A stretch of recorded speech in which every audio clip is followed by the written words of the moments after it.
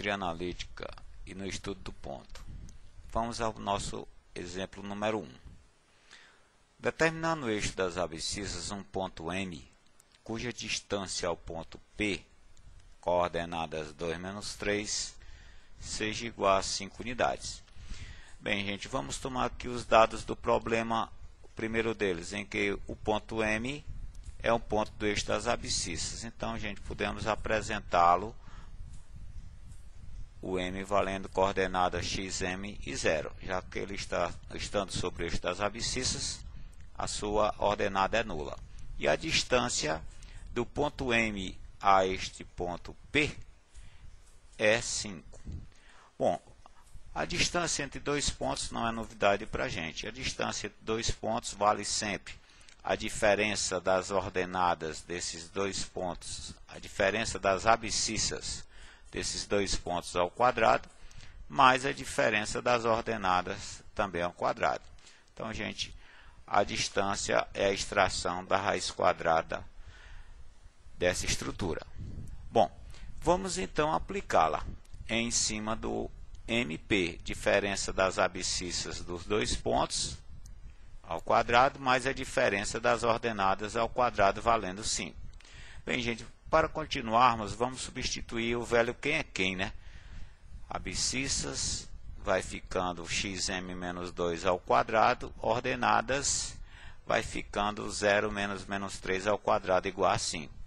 Bom, vamos quadrar essa equação para eliminar esse radical. Quadrando essa equação e arrumando esse menos 3 ao quadrado, ficamos com a equação nessa dependência.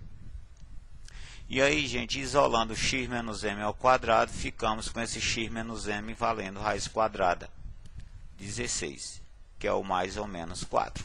Olha, vamos ficar aqui com a dupla oscilação, ou duas equações, x menos m igual a 4, que vai passarmos a ter x m igual a 6, que é a primeira abscissa encontrada para o m, e a segunda, gente, x menos 2 igual ao menos 4.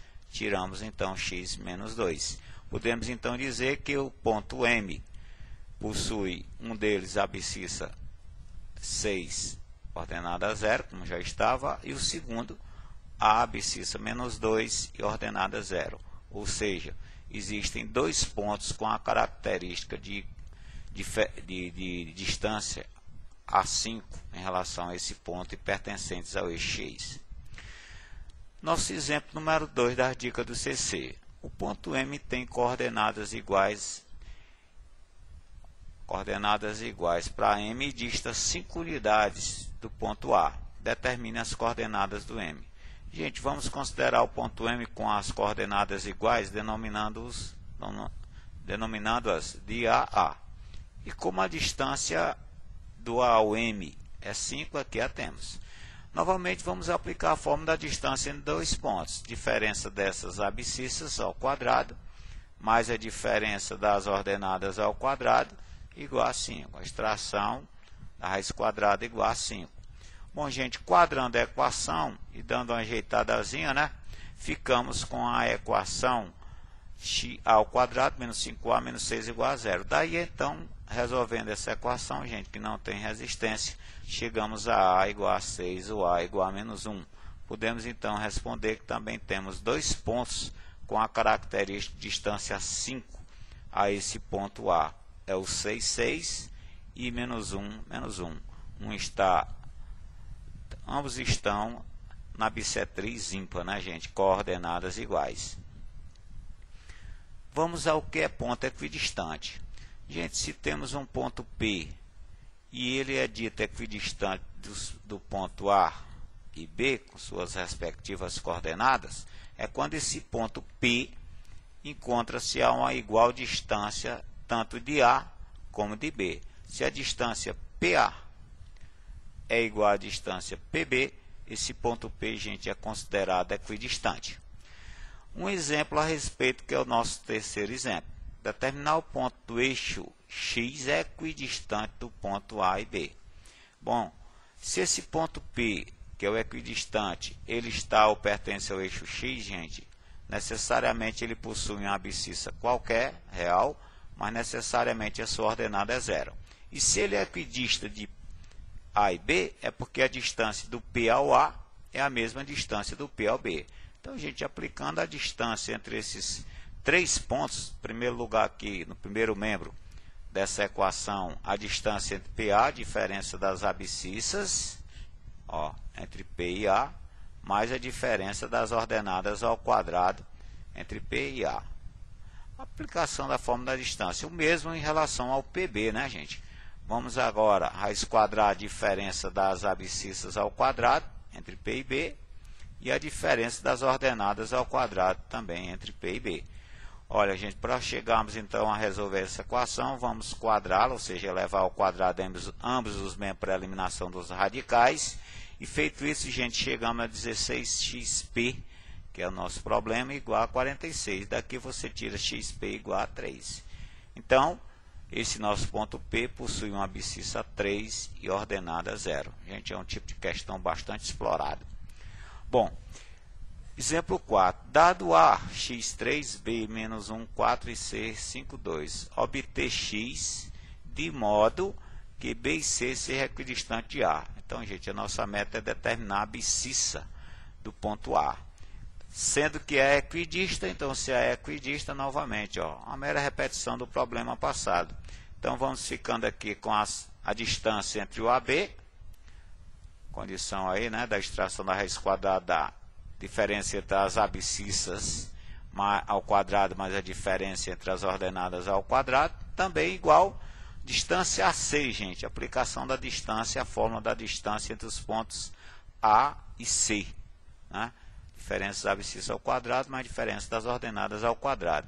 Gente, novamente vamos quadrar a equação para eliminar os radicais e operando os termos semelhantes, ficamos com 12x igual a 24.